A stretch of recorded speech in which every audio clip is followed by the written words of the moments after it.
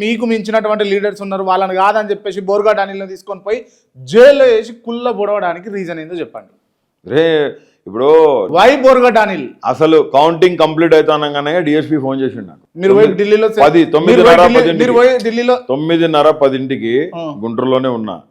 Car వేసుకొని government అంటే అప్పటికే నా ఇంటి మీదకు జనం ఒక 9:20 టీడీపీ జెండాలు కట్టుకొని 2-3 బొలెరోలు ప్రైవేట్ వాహనాలు వచ్చి కత్తులు కటారులు తీసుకొని గేట్ మీదకి వచ్చినారు.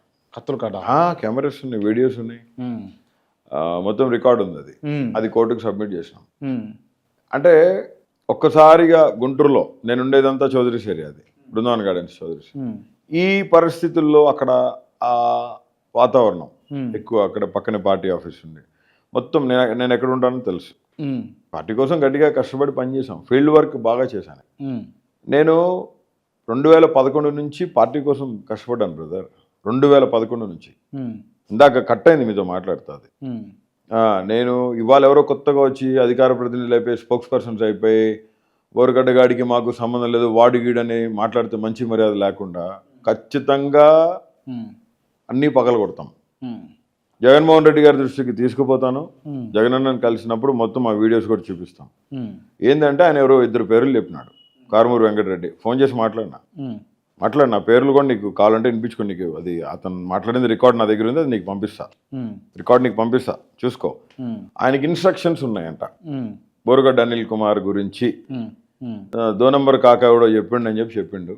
ఇంకొకడు ఎవరో చెప్పారు, పేర్లు ఎందుకులే కానీ ఖచ్చితంగా దీన్ని జగన్మోహన్ రెడ్డి గారి దృష్టికి తీసుకెళ్తాను. ఎన్ని హర్డిల్స్ వచ్చినా, ఎంత బర్డెన్ వచ్చినా నేను ఆయన్ని కలిసేంత వరకే.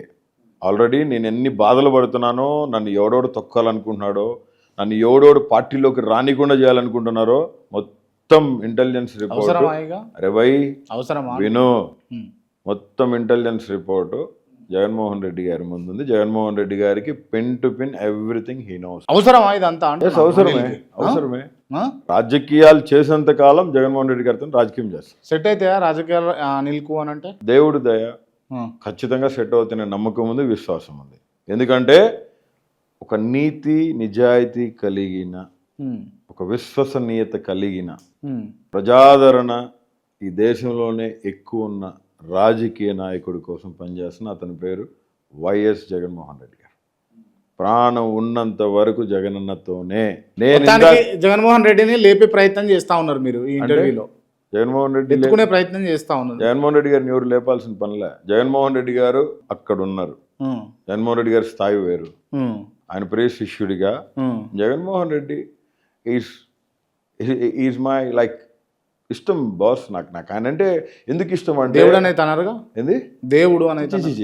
దేవుడు గొప్పడు. God is eternal always. నేను ఎప్పుడు జగన్మోహన్ రెడ్డి గారు దేవుడు అని అన్నాను.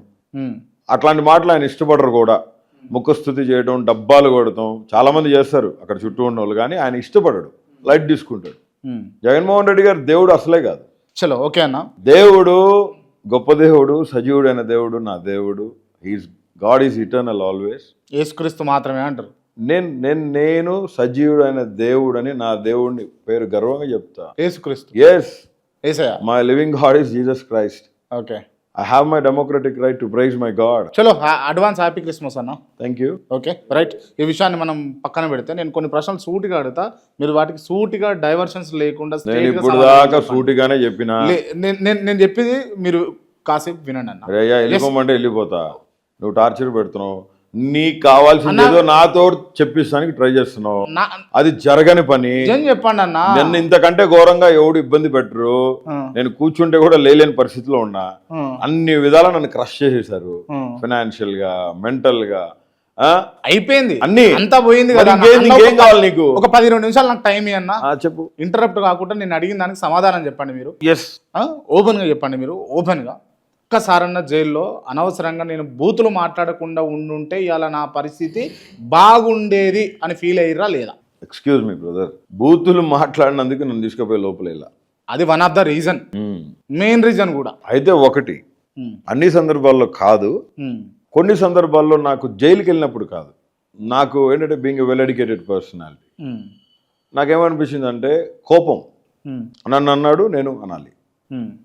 క్రోధం, నేను జైలుకి వెళ్ళిన తర్వాత ఎక్కువ బైబిల్ చదివాను, బాగా ఎక్కువ బైబిల్ చదివాను, ఎక్కువ ఆల్మోస్ట్ ఆల్ ప్రేయర్స్లో ఉన్నాను, బైబిల్ చదివాను. నాకు అనిపించింది ఒక కొత్త అనిల్ని చూపించాలి రాజకీయంలో, ఒక చదువుకున్న అనిల్ని చూపించాలి, ఒక ఇంటలెక్చువల్ని సారీ ఫర్ ద చూపించాలి, ఇంటరప్షన్, ఒక ఎంటర్ప్రినర్ని చూపించాలి, సారీ ఫర్ ద ఇంటరప్షన్. ఒక లా చేసిన అనిల్ని చూపించాలి, భారత రాజ్యాంగం ఆర్టికల్స్ని వెలికి తీసి బడుగు బలహీనులకి, అట్టడుగు అనగానే నా జాతి బిడ్డలకి చేతికి అందించాలి అని దృఢ సంకల్పంతో మళ్ళీ కథం తొక్కి ముందుకు రావడం జరిగింది.